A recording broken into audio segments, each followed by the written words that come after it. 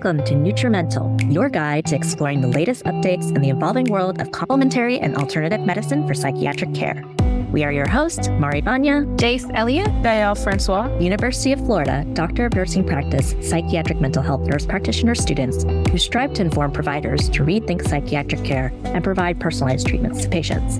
Today's episode, Nature's Prescription, Exploring Nutraceuticals and Phytoceuticals in Psychiatric Care, was inspired by the 2021 clinical guideline from the World Federation of Societies of Biological Psychiatry and the Canadian Network for Mood and Anxiety Treatments Taskforce, also known as CANMAT. Supported by this clinical guideline and rigorous research studies, natural remedies including St. John's wort, omega-3s, probiotics, and more offer promising avenues for treating conditions like depression, anxiety, and ADHD. Despite their evidence-based efficacy, these therapies often remain on the fringes of mainstream healthcare.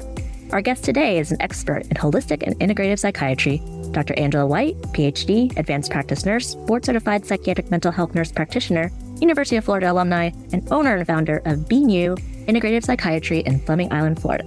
Together, we will shed light on the practical applications of nutraceuticals and phytoceuticals in mental health and beyond. Welcome, Dr. White. Can you share a bit about yourself and your journey in the field of integrative psychiatry? Sure. I've been working in psychiatry for 20 years in an outpatient practice using traditional ways of treating psychiatric conditions. And to be honest, the results are pretty dismal at times and pretty frustrating for the patients, frustrating for the provider. And so I know there needs to be something more. So the more I kept looking, it looked like this was the direction it needed to go. Since then, I have had better results. And so it is very encouraging, be helping in this way. Absolutely. It can be quite difficult when you're not really making a breakthrough. Thank you for joining us today. We're going to talk about nutraceuticals and phytoceuticals. So we're all probably familiar with vitamins and minerals, which are essential nutrients required for various bodily functions, and herbs, which are plant-based products like ginkgo biloba and St. John's wort used for medicinal purposes. But for those unfamiliar, can you briefly explain what nutraceuticals and phytoceuticals are? All right. Well, these terms are often used interchangeably, but there are differences. The nutraceuticals, they're derived from food sources with extra health benefits in addition to basic nutritional value found in food, like vitamins, minerals, amino acids, probiotics. They're often marketed as dietary supplements or functional foods and claim to provide health benefits beyond basic nutrition, such as improving digestion and boosting immunity and supporting heart health or boosting well-being, while phytoceuticals are bioactive compounds found in plants that have potential therapeutic effects on human health, including herbs, fruits, vegetables, and other plant sources, and can be consumed through diet or as supplements. Excellent definitions. I think they do get used interchangeably. It appears there's growing clinical use and evidence supporting nutraceuticals and phytoceuticals as adjunctive treatments in psychiatric care, especially for mood disorders and ADHD. Can you share some of the trends and evidence you've observed while in practice? The trends are that I think patients are actually more educated and interested in these issues and wanting to look at other ways to treat their mood naturally and finding the root issue more than just adding another medication. So I think that's largely a trend that is pushing this direction. And the growing knowledge about what we have, what we know now is that without the right nutrition, your body is not going to produce the neurotransmitters needed even to respond to these medications appropriately. We know that also from research that the food quality is diminishing, and so that most of the population is going to be deficient in some form of nutrient at this point. Thank you for highlighting the major changes in our food sources. It's so important. So I've been reading about broad spectrum micronutrients and multinutrients in research. What role can these play in mental health? Yes, there are two brands that have been studied most extensively, and that would be Empower Plus. They have different levels, the advanced and the ultra and the original formula. And then there's the daily essential nutrients that is created by Hardy. But they're all a mixture of about 30 vitamins, minerals, some amino acids, some antioxidants, and they are the ones that are needed for your body to produce energy, your brain to metabolize and form those neurotransmitters that are required. So they call cofactors, and everyone requires these cofactors, but everyone needs them at different levels. And we don't know what level one person needs versus another. But if you are having any psychological symptoms, it is more than likely that there is some deficiency that your brain does not have in order to make these things adequately. And that's usually a genetic issue that as to why you have that, a genetic predisposition to not have the ability to make these neurotransmitters adequately, or that you need a higher level of a certain nutrient. So these are been found that you can give them safely at higher levels, and to reach that level with any one person. One person might need 2 capsules, another person might need 8, 10, 12 capsules in a day, but you can safely do that with these formulas at this point. And since you commonly prescribe these high-dose, broad-spectrum multi-nutrients like Empower Plus and Hearty Nutraceuticals in your current practice, would you consider these to be quite more robust and stronger than daily multivitamins? Considerably more.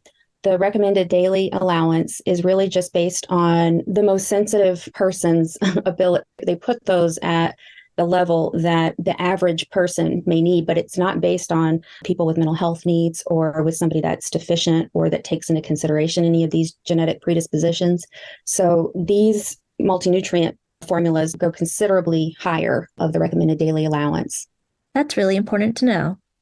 So Gaelle's going to switch gears and ask you a little bit more about diet and mental health.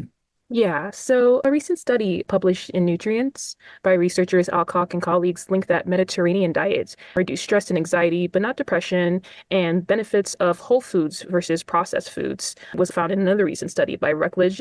I wanted to know, what are your thoughts on the connection between diet and mental health and how that relates to your practice? I think diet is considerably important. That has to be the foundation. But then again, as if someone were to take these multi-nutrient formulas and let's say their diet was improving, you could always back off of them as they were using a better diet and getting more of those cofactors themselves within their diet. But the problem is that with the diets, we're still not seeing that we're getting enough because of this nutrient impoverishment, basically from the soil and the things that, we're growing the food in. But with the Mediterranean diet, there's been correlational studies where with Mediterranean diet with ADHD, there was a sample of 120, and there was 60 that did the diet and 60 that didn't. And those who didn't adhere to the diet were more likely to be diagnosed with ADHD.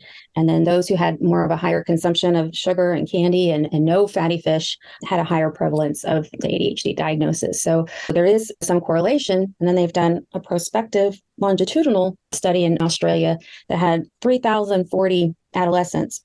And so they're able to definitely see that when the diet quality deteriorated, it was associated with poor psychological functioning. And then when they improved their diet, there was improvements in mental health. So that pretty much seals the deal that the diet is primarily critical for mental health, especially in the growing brain of children. We have a few questions about the practical application in patient care.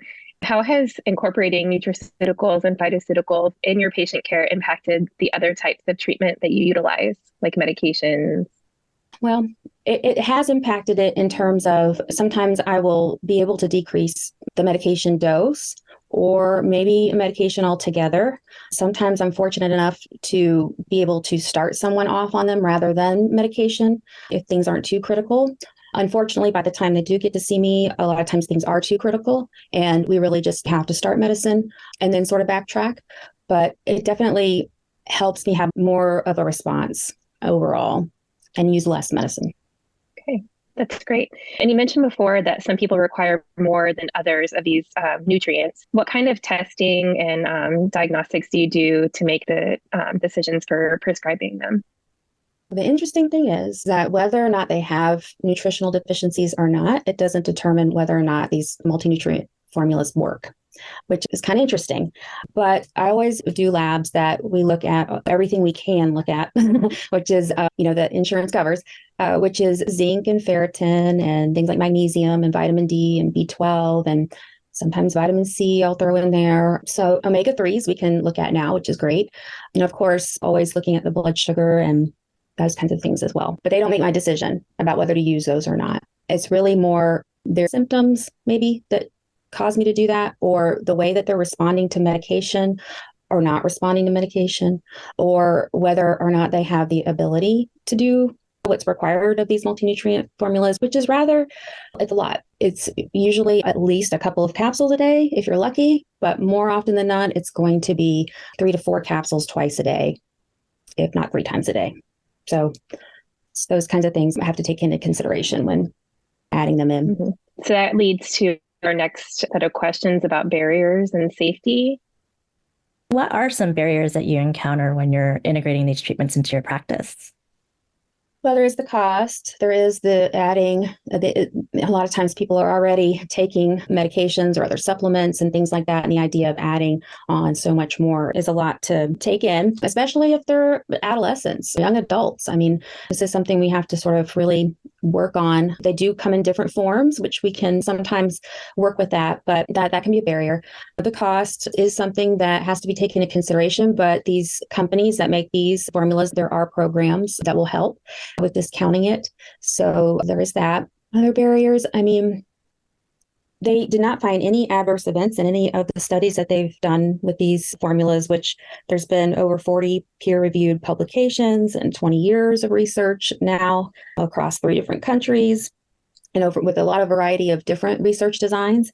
And they didn't find any adverse events or change really in lab values extensively or anything like that. But there is a strict contraindication if they have Wilson's disease, hemochromatosis, and phenylketonuria, although there is one that you could use if they did have that. So those are things that will be a barrier. If you had those conditions, you couldn't use those. When you mention these possible risks related to medical conditions, it reminds me of potential drug interactions related to CYP450 enzymes. For instance, St. John's wort is known to induce CYP3A4, 2E1, and 2C19, affecting the metabolism of various medications.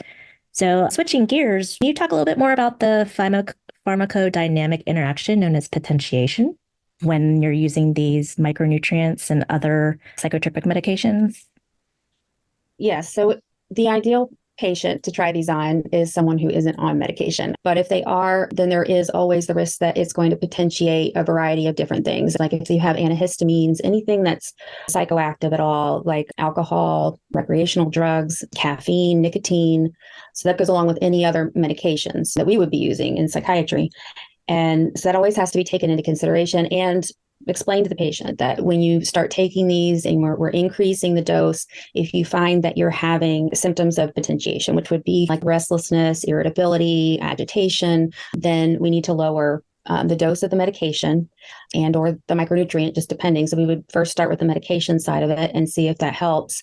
So it can be tricky. Usually the recommendation is if to start with someone maybe that is just taking a stimulant, because that's sort of an easy thing to back off of while you're increasing the micronutrient. If they're on multiple things like an antidepressant, mood stabilizer, and a stimulant, then that's going to require a lot more sort of thought and oversight when you're starting these. That's so fascinating. And in regards to nutraceuticals and phytoceuticals, it appears that FDA has been regulating them under a different set of regulations than conventional food and drugs. This may raise patient and provider concerns about product safety, quality, and efficacy. How can providers help patients make safe and informed decisions about their use? Well, I think it's important that you go over the potential risks, but also you compare those risks with what the medications that they're already taking.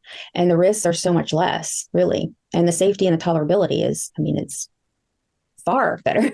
So when you take that into consideration and the fact that maybe they're not responding as well as they should be to their medications in the first place, I think that discussion just needs to happen, and that people that are able to are more than willing to try it. And, that I try to usually say, let's just do this for 3 months.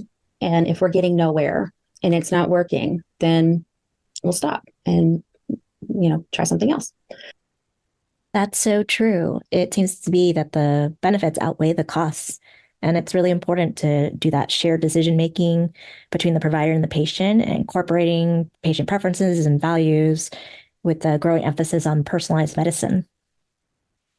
So as we come to a close, Dr. Wright, what do you believe is the most important takeaway for healthcare providers and our fellow students in this class regarding the use of nutraceuticals and phytoceuticals? Well, I guess the most important takeaway is to not forget that this is happening for someone's brain, that we all require so much energy for our brain to work, and how our diets really are seriously lacking. And so we have to take this into consideration when we're seeing patients, and that when they're having these symptoms, that it is more than likely due to one of these factors. Right. Thank you so much, Dr. White, for joining us and sharing your insights and your expertise on this integrated psychiatry. So thank you. Thank you so much. It's nice talking with you guys. In summary, the use of nutraceuticals and phytoceuticals as complementary and alternative medicine in psychiatry is growing. Studies still indicate areas of needed research, including trials with larger sample sizes, more diverse populations, and additional clinical guidelines than CANMATs to inform further implementation into practice and safety regulations of products produced. However, research has yielded promising results in patient outcomes, and providers such as Dr. Angela White are successfully utilizing these treatments in practice, as mental health care consumers are taking an increasing interest in pursuing holistic treatments. This concludes our episode on Nature's Prescription, exploring nutraceuticals and phytoceuticals in psychiatric care. Thank you for listening to NutriMental, where we continue to explore the intersection of science, nature, and mental wellness, collectively reimagining the possibilities in psychiatric care.